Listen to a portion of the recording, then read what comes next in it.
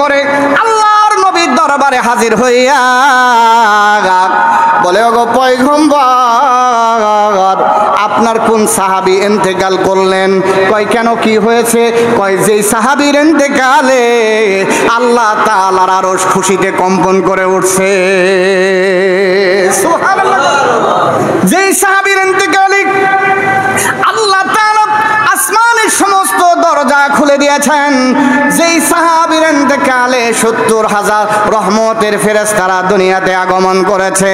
এই কথা বলার পরে আল্লাহর হাবিব দৌড়ায়া গিয়া দেখে আমার সাদ নাই, আমার সাদ দুনিয়া থেকে বিদায় নিয়ে আল্লাহর দিদারে চলে গিয়েছে। সুবহানাল্লাহ। হযরতে সাদ বিন মুআজ রাদিয়াল্লাহু তাআলা আনহু 31 বছর বয়সে ইসলাম গ্রহণ করিয়া 37 বছর বয়সে 5ম হিজরিতে মাত্র 6 বছর নবীজির সোহবত লাভ করে মালিক রে এত রাজি আর খুশি করে ফেলল, এত রাজি আর খুশি করিয়া জিহাদের ভিতরে আঘাতপ্রাপ্ত হয়, বাহুতে তার আঘাত লেগে যায়। আঘাত লাগার কারণে এখান থেকে রক্তক্ষরণ হয়, রক্ত বের হয়। আস্তে আস্তে হযরতে সাদ বিন মুআজ দুর্বল হয়ে যায়। হযরতে সাদ মওতের আগে আল্লাহরে দোয়া করে, আল্লাহ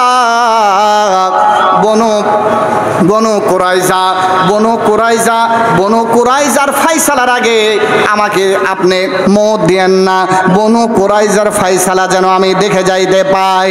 এই দোয়া করলেন। এরপর বনু কুরাইজার বিরুদ্ধে নবীজি সাহাবীদেরকে নিয়ে বিশাল একটা বাহিনী নিয়ে তাদের দুর্গটা অবরুদ্ধ করে ফেলল।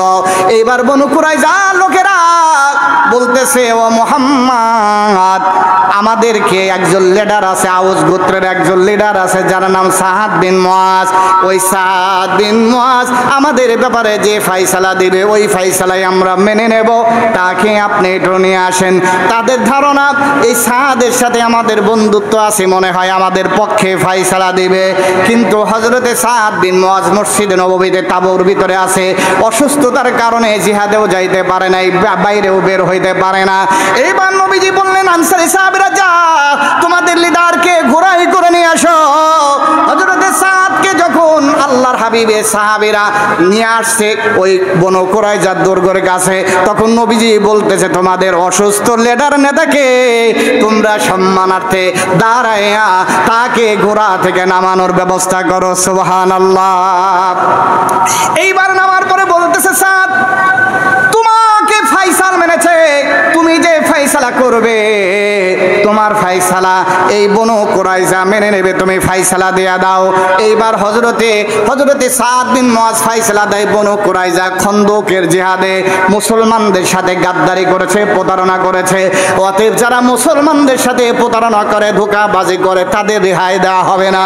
এই জন্য বনু কুরাইজার যেই সমস্ত প্রাপ্তবয়স্ক পুরুষেরা আছে যারা লড়াই করতে পারে, জিহাদ করতে পারে, এমন সমস্ত প্রাপ্তবয়স্ক পুরুষদের হত্যা করা হোক, আর নারী আর পুরুষদের বাদী আর দাসী বানাইয়া বন্দী করে তাদের মদিনায় নিয়ে যাওয়া হোক।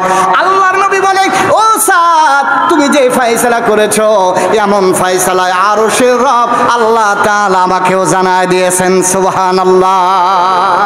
তার মানে হযরতে সাদের ফায়সালার উপর সমাপ্ত হয়ে গেল। বনু কুরাইজার ইহুদিরা নবীকে কষ্ট দিয়েছে, প্রতারণা করেছে, ধোঁকা দিয়েছে, প্রাপ্তবয়স্কদের হত্যা করে দেওয়া হোক, বাকি নারী পুরুষদেরকে দাসীবান্দি বানানো হোক, এই ফায়সালার উপর আল্লাহ এই ফায়সালা নবীকে জানায় দিয়েছেন। এরপরে হযরতে সাদের রক্তক্ষরণ আরো বৃদ্ধি হয়ে গেল। দুনিয়া থেকে বিদায় যখন নিয়ে যান, আল্লাহ তাআলা হযরতে সাদ বিন মুআজের প্রতি এই মাত্র যুবক 6 বছর সে ঈমান এনে ইবাদত বন্দেগী করেছে, 6 বছরে মালিকরে এত খুশি করেছে, 6 বছরে তার নবীকে এত খুশি করেছে, 6 বছরে জান্নাত জাহান্নামের মালিক কুল কায়নাতের মালিককে এত রাজি আর খুশি করেছে। তার ইন্তেকালের সময় 6টা অলৌকিক মুজিজা আল্লাহ দেখায় দিয়েছেন। সুবহানাল্লাহ। মুসলমানের সন্তানের সনদ 60 বছর জিন্দেগি, বাবা মুসলমান, দাদা মুসলমান, জন্মসূত্রে মুসলমান, এরপরও মালিককে খুশি করতে পারি নাই, এরপরও আল্লাহর নবীকে খুশি করতে পারি নাই। 70 বছর পর্যন্ত জিন্দেগি পাওয়ার পর হজ যাকাত যা আছে সব দিলাম, এরপরও মালিককে খুশি করতে পারি নাই। কিন্তু হযরতে সাদ মাত্র 6 বছর বয়সে কেমন খুশি করলো। বুখারী মুসলিমের বর্ণনার ভিতরে আসছে, আল্লাহ তাআলা তার ইন্তেকালের সময় 6টা অলৌকিক মুজিজা দেখায় দেয়, কারামত দেখায় দেয়। 1 নাম্বার যেটা বললাম, তার ইন্তেকালের সময় জিবরিল আমিন আগমন করে নবীজি বলে, ও আল্লাহর হাবিব, দেখেন আপনার সাহাবী মনে হয় ইন্তেকাল করেছে। কয় তার ইন্তেকালে কি সমস্যা? কয় তার ইন্তেকালে আল্লাহ তাআলার 1 নম্বর খুশি হলো আরশে মুআল্লা কম্পন কেঁপে উঠেছে। 2 নম্বর, সাদের সম্মানার্থে আল্লাহ সুবহানাহু ওয়া তাআলা 7 আসমানের দরজাগুলো খুলে দিয়েছে। 3 নাম্বার হলো তার সম্মানার্থে তার ইন্তেকালের সময় আল্লাহ তাআলা 70,000 রহমতের ফেরেশতা পাঠিয়ে দিয়েছে। সুবহানাল্লাহ। আল্লাহর নবী যখন জানাজা শেষ করলেন, কবরের পাশে যাবে, নবীজি আমার পায়ের পাতার উপর ভর দিয়া দিয়া কবরের কাছে যায়। সাহাবীরা বলে, পয়গম্বর কি সমস্যা? পায়ে সমস্যা? কয় পায়ে সমস্যা না, তাহলে এমন করে হাঁটেন কেন? কয় সাহাবীরা রে, আল্লাহ তাআলা আমার সাদের প্রতি এত রাজি আর খুশি হয়েছে রে, এত অসংখ্য রহমতের ফেরেশতা জানাজায় আসছে, রহমতের ফেরেশতাদের কারণে আমি নবী ঠিকমতো পাউটা জমিনে বিছাইতে পারি না।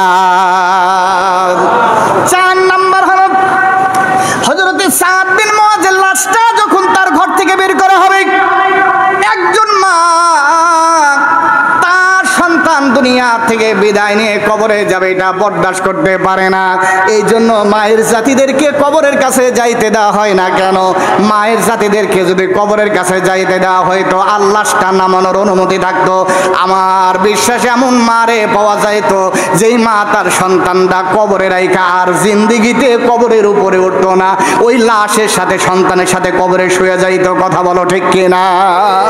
মা তার সন্তানকে পৃথিবীর সব চাইতে ভালোবাসে। যুবক, তুমি তোমার মারে কষ্ট দাও, তুমি তোমার মারে কষ্ট দিয়া তুমি বাইতুল্লাহ যাও, তুমি তোমার বাবারে কষ্ট দিয়া বাইতুল্লাহ যাও। লেখে রাখ বেটা, তুই হজ 100 বার করতে পারিস, 200 বার তুই হজ করতে পারিস, কিন্তু তোর মা আর বাবা যদি নারাজ থাকে, আল্লাহর জান্নাত তোর জন্য হারাম। আমার নবীজি বলেছেন, আল্লাহ বলেছেন, এই জন্য মা আর বাবারে খুশি করবি, দুনিয়াতে তুই জান্নাত কামাই করে নিবি। সুবহানাল্লাহ। আমার নবীজি বলছেন, যুবক, কেউ যদি কোনো সন্তান তার মা আর বাবার দিকে নেক নজরে তাকায়, কবুল হজের সব তুমি ঘরে বসে পাইবা। আল্লাহু আকবার বলো। এই জন্য হযরতে সাদ বিন মুআযের মার চোখ দিয়ে পানি বের হয়ে আসে। আল্লাহর নবী কয়, সাদের মা তুমি কেন কাঁদো? কয়, কাঁদবো না, আমার সন্তানরে আপনারা নিয়ে যান, কবরে রাখবেন, কাঁদবো না। কয়, সাদের মা আপনার কান্দা লাগবে না, আমি আপনার সুসংবাদ দেই, কিয়ামতের ময়দানে সর্বপ্রথম আল্লাহ সুবহানাহু ওয়া তাআলা সাদ বিন মুআযের দিকে তাকিয়া এমনি একটা সুন্দর হাসি দিবে রে, যেই হাসির কারণে কিয়ামতের ময়দান আলোকিত হয়ে যাবে। সুবহানাল্লাহ। যারা দেখে আল্লাহ তাআলা হেসে দিবে, কত মালিক রে রাজি আর খুশি করলো। 5 নাম্বার হাদিসের কিতাবের মাঝে এসেছে, হযরতে সাদ বিন মুআযের লাশটা যখন সাহাবীরা বহন করে, খাটিয়াটা বহন করে, সাহাবীরা বলে, পয়গম্বর এত হালকা লাশ, এত হালকা লাশ তো আমরা কোনোদিন বহন করে নাই। তার মানে উপরে কি লাশ আছে না ফেরেশতারা নিয়ে গেছে? আল্লাহর নবী এই কথা সাহাবীদের বলার কারণে মুনাফিকরা কয়, দেখো দুনিয়াতে সাদের লাশের ওজন নাই, তার আমলের ওজন দেওয়া হবে না। তার মানে মুনাফিকরা কয় সে জাহান্নামে যাবে, নাউজুবিল্লাহ। এইবার নবীজি আমার কয়, ও মুনাফিকের গোষ্ঠী শোন, না না, আমার সাদ মালিকরে এত রাজি আর খুশি করছে, ওর লাশটা দেখতে দেখা যায় সাহাবীরা বহন করে রে, ওর লাশটা আল্লাহ রহমতের ফেরেশতারা বহন করতেছে। এই জন্য তার লাশের ভারী হয় নাই। 6 নম্বর হলো হযরতে আবু সাঈদ খুদরি বলেন, আমি হযরতে সাদ বিন মুআযের কবরটা খনন করলাম। কবরটা খনন করার সময় সাদ বিন মুআজের কবর থেকে জান্নাতের সেন্ট আর খুশবু বের হইতে আমি এই নাক দিয়া সেন্টটা পেয়েছি, সুঘ্রাণ পেয়েছি। আল্লাহু আকবার বলেন। আল্লাহর বান্দাই কথা বলার কারণটা কি?